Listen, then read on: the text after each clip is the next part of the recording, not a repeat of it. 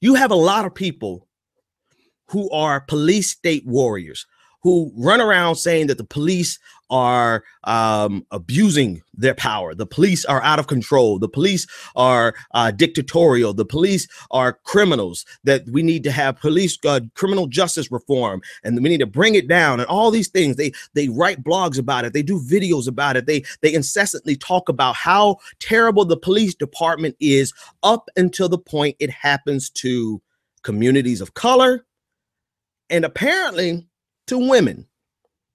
Because I've seen some retorts, some commentary, some ideas, some just hate towards the arrest of Sandra Bland.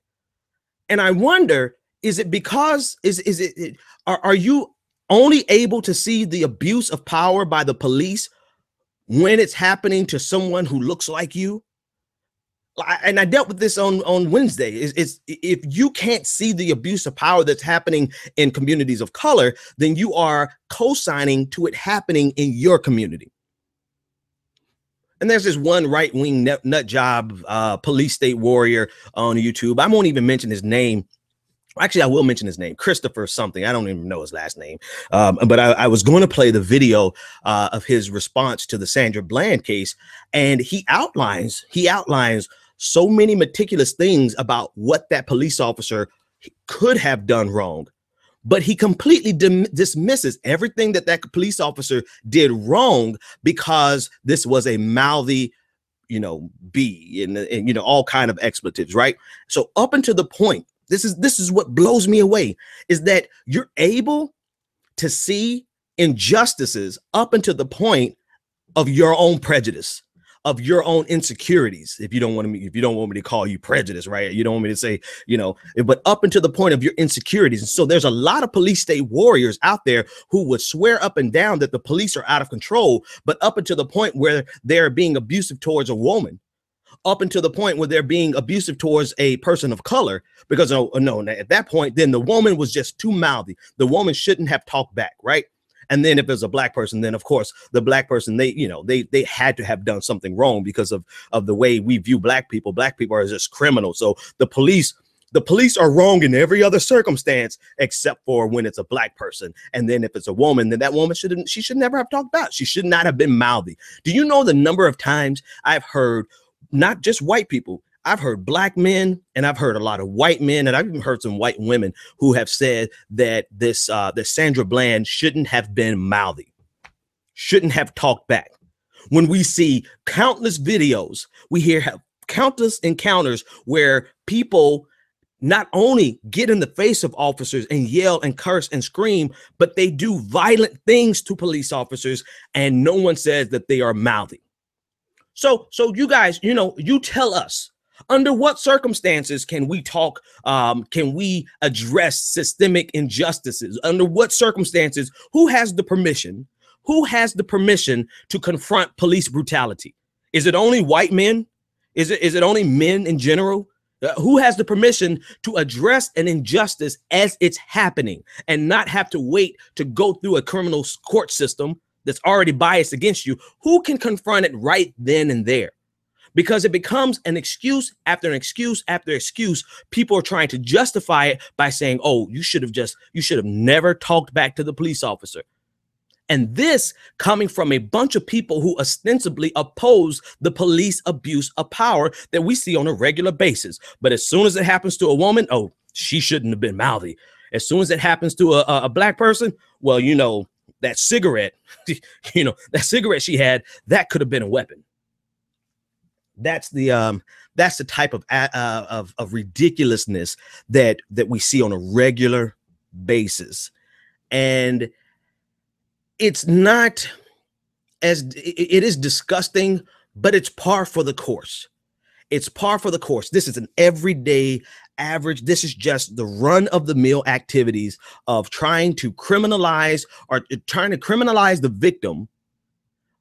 And then on the flip side, trying to justify the police officers. But I would expect more from people who spend all of their day, every day, trying to bring down the police state, but they just can't see the police state that's glaring right in front of their eyes. And that's because And that's because, and I realize I have to realize and be honest and say that I know why. I know exactly why people cannot see injustices when the police are abusing a woman or when the police are abusing a person of color.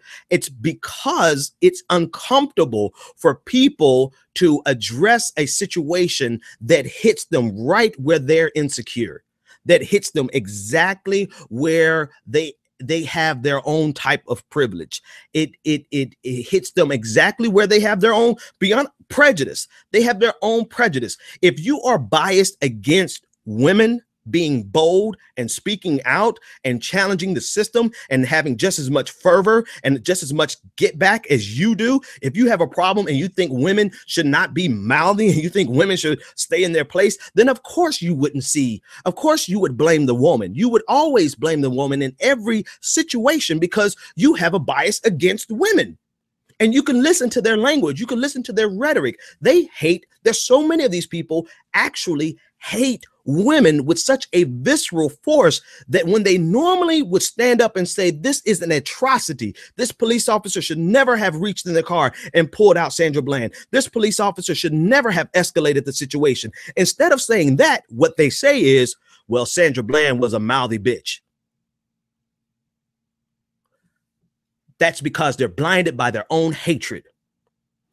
Keep going even further. You're blinded by your insecurity or your prejudice or the intersection of your privilege, whichever connotation, whichever one fits you best. Because if you cannot see that you have a privilege in a certain area, then you are going to always deny someone else the reality of their experience. And that's what happens when you don't want to admit that there is systemic racism in the United States, that police officers will, and it's not just about white police officers. You have to understand, systemic racism isn't about the individual being racist. It's about a structure that views blacks in general and minorities and Hispanics in general through the eyes of criminality. So that when you stop a person and you see that they're black, your alarm automatically goes off and you assume that this person might be a criminal that I need to be cautious of. Versus saying, this, let's see who this person is. You approach it already with a certain sense of animus, a certain sense of agitation, and a certain sense of precaution because of their skin color. And that happens not only with white officers, that happens with black officers. When I experienced it with a black police officer.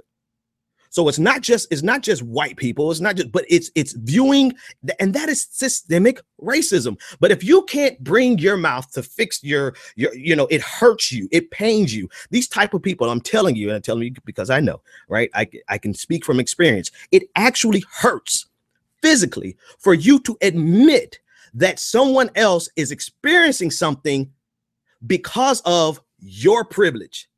It is a visceral response to say that, oh, women are being harassed on a regular basis, and you as a man recoil in fear or aggravation because no, they, y'all are just exaggerating. Stop exaggerating so much. The same exact thing happens with race.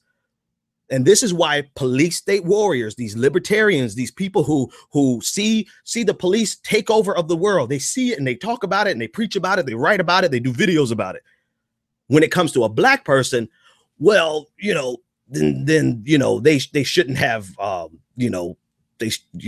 they don't have an excuse other than, well, this is not a good example. This is not a good example of the police state. No, this is the perfect example of a police state. You just can't admit it because of your intersection of privilege. That's the nice way of saying it, but you can't admit it because of your prejudice. You can't admit it because you can never bring yourself to admit that this American system has not only capable of, but has historically targeted people of color, black and Hispanic and other, because of the fear that has been baked into this system.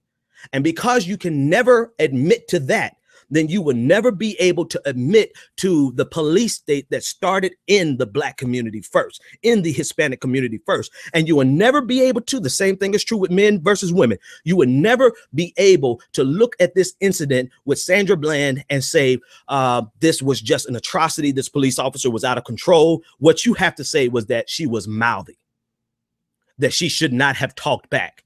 So it's apparent to me that the only people that can talk back, then tell me, if women shouldn't be mouthy and Black people just shouldn't be criminal, then who has the right to talk back? Who has the right to challenge injustices that we see every single day that occur to women, that occur on women, and that occur in communities of color?